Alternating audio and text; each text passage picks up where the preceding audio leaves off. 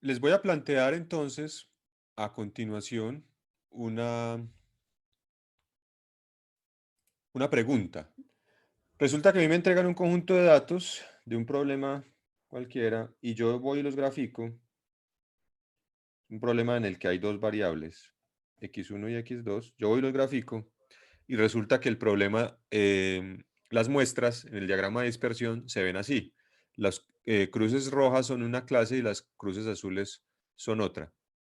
Yo puedo resolver ese problema utilizando regresión logística. O sea, el problema fundamental es que lo que hemos visto hasta ahora es que nuestro f de x hace esto, ¿cierto? Y entonces con eso no podemos dividir las muestras rojas y las muestras azules. Pero nuestro f de x es un polinomio. No tiene por qué solamente hacer eso. Entonces nosotros tenemos hasta ahora w1 por x1 más w2 por x2 más w0. Eso es lo que tenemos hasta ahora. Pero la función de un polinomio es con los valores de las variables al cuadrado, ¿cierto? Entonces, lo que pasa es que lo que necesitamos tener, por ejemplo, tal vez es un W1 por X1 más un W2, este sería un F1, este es un F2, un W2 por X2 más un W3 por X1 al cuadrado más un W4 por X2 al cuadrado más un W5 por X1, X2 más W0. Si utilizamos este polinomio, vamos a poder resolver el problema, porque este polinomio ya es un polinomio que es capaz de construir una función que no necesariamente sea solo una línea, sino que además es un círculo. ¿Listo? ¿Y qué estamos haciendo? Vamos a ver específicamente lo que estamos logrando con eso. Voy a cambiar la representación de los ejes solamente por facilidad para la interpretación de lo que vamos a hacer aquí. Voy a mover el eje aquí. Listo, miren que los datos siguen teniendo la misma forma, solo que este es x1 y esta es x2. Solo que por facilidad las he puesto ahí en la mitad. Voy a suponer que este punto donde está donde corta la circunferencia es 1, ¿cierto? Es 1, ¿listo? O sea que este es menos 1 y este es menos 1. Suponiendo que ese sea un círculo perfecto, que no lo es, pero bueno, no importa. Entonces, ahora vamos a graficar. Vamos a hacer otro plano y en este plano vamos a poner x1 al cuadrado y x2 al cuadrado. ¿Listo? Cuando yo eleve todas esas muestras al cuadrado, cada una de las variables, x1 y x2, las muestras rojas, miren que están dentro del círculo que tiene máximo 1, ¿cierto? Entonces, cuando yo elevo valores que están entre 0 y 1 al cuadrado, me dan valores entre 0 y 1, incluso más pequeñitos, ¿cierto? Entonces, todas las muestras rojas quedan acá, ¿sí? Digamos que este es 1 y este es 1. Y las muestras rojas quedan ahí. Mientras que las muestras azules, que tienen valores de magnitud mayores que 1, van a quedar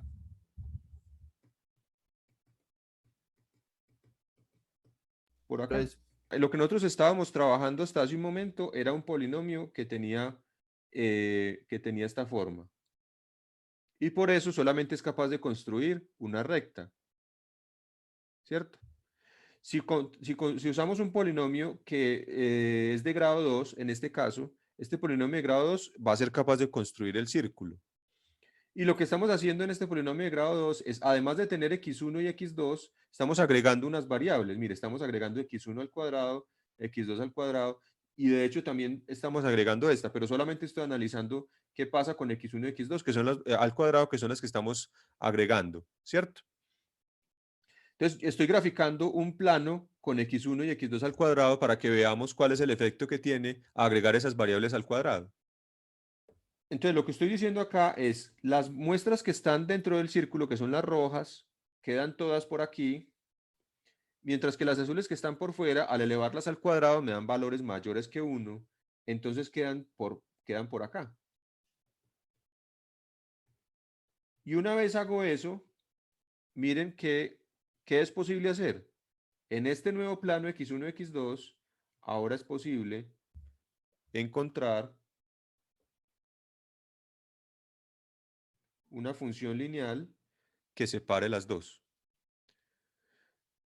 Eso quiere decir que cuando yo hago este aumento de variables, de aumentar la variable x1 al cuadrado y x2 al cuadrado, lo que estoy haciendo es llevarme las muestras que originalmente estaban en un espacio de 2 dimensiones, x1 y x2, a un espacio de más dimensiones que tiene x1, x2, x1 al cuadrado y x2 al cuadrado.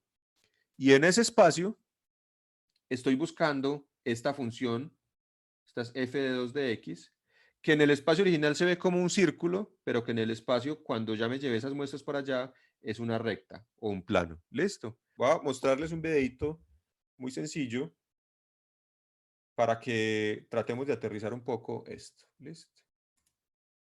Entonces, la imagen no se ve muy bien, pero no importa. Es exactamente lo mismo que nosotros estamos analizando. Lo que está aquí por fuera de aquí hay un círculo, que es el que está mostrando cuál es la frontera que se debería tener para separar las muestras. Afuera hay unos puntos que son de color rojo, aunque casi no se vean bien. Y adentro hay unos puntos de color azul. ¿Listo? Entonces es más o menos el mismo ejemplo que yo les estoy poniendo. ¿Sí? Vamos a ver, en este caso solamente se va a agregar una variable, no dos. ¿Por qué solo una? Pues para poderlo graficar. ¿Listo? Porque si agregamos dos, pues nos quedan en dimensión 4, no lo podemos ver. Entonces solamente una de las dos variables se va a elevar al cuadrado. Vamos a ver lo que pasa.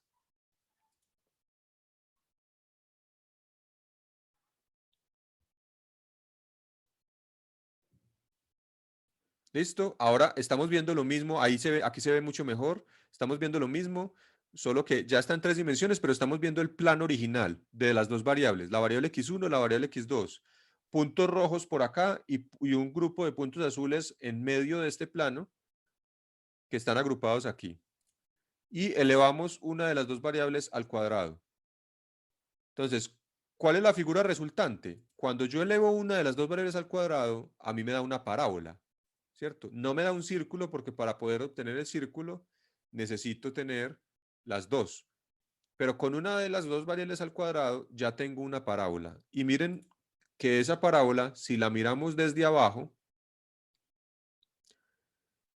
entonces, si la miramos desde abajo, vamos a poder establecer ese plano que separa lo rojo que quedó arriba de lo azul que quedó abajo.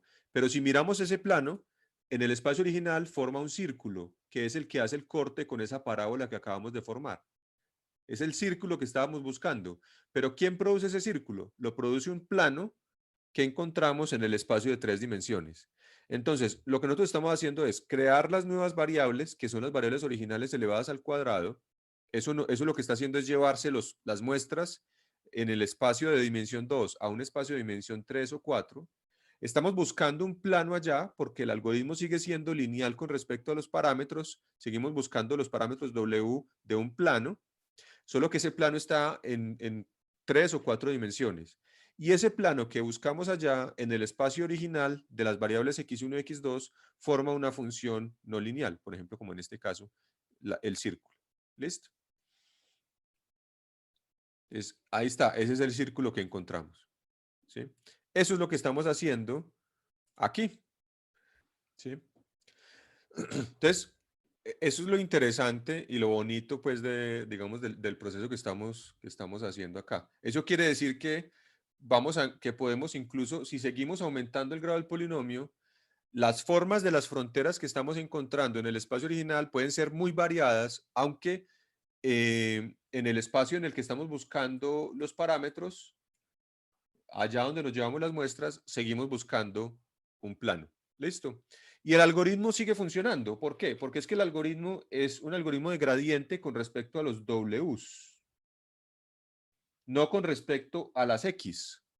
Entonces, yo puedo, este mismo plano que tenemos aquí, yo lo puedo llamar simplemente W1 por X1 más W2 por X2 más W3 por X3 más W4 por X4 más W5 por X5 más W0.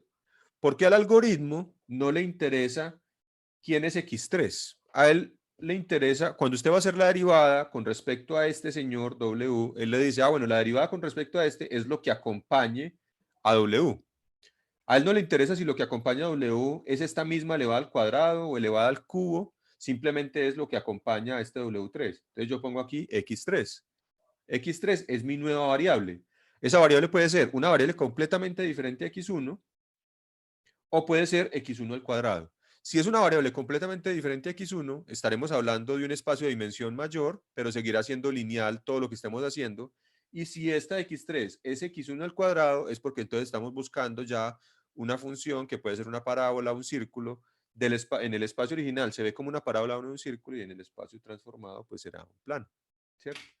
Entonces, si nosotros queremos resolver un problema, queremos utilizar la regresión logística, pero queremos aumentar el grado del polinomio, entonces nosotros lo que tenemos que hacer es aumentar las columnas de x. Nosotros tenemos por ahí una función que es gradiente.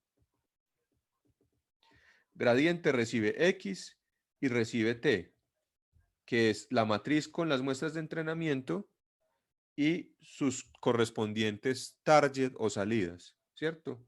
Entonces, x tal como lo teníamos era una matriz de 2 dimensiones, de 2 columnas, x1 y x2. Cada fila es una muestra de la matriz. ¿Qué tenemos que hacer para aumentar el grado del polinomio?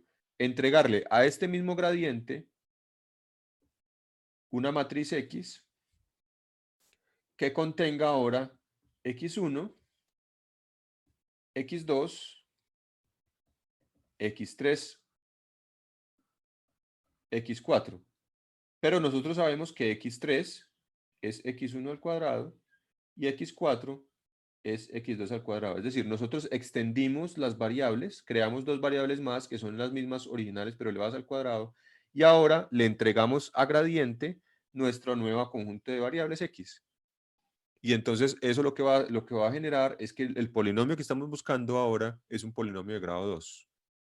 Pero el algoritmo sigue siendo el mismo, porque el modelo sigue siendo lineal con respecto a W, que son los pesos. Y este gradiente opera es con respecto a buscar los pesos. Sería diferente si nosotros, por ejemplo, nos pensamos una plantilla de modelo en la que nos aparezca por acá un W1 al cuadrado. Ahí ya el algoritmo que tenemos ya no nos funciona, porque el algoritmo de gradiente descendente está diseñado para funciones que son lineales con respecto a los parámetros que estoy buscando. Cuando el modelo ya es no lineal con respecto a los parámetros, entonces ya el algoritmo de gradiente descendente no funciona. Tendremos que buscarnos otro tipo de modelo de optimización que sí es capaz de trabajar con modelos no lineales en los parámetros. ¿Listo?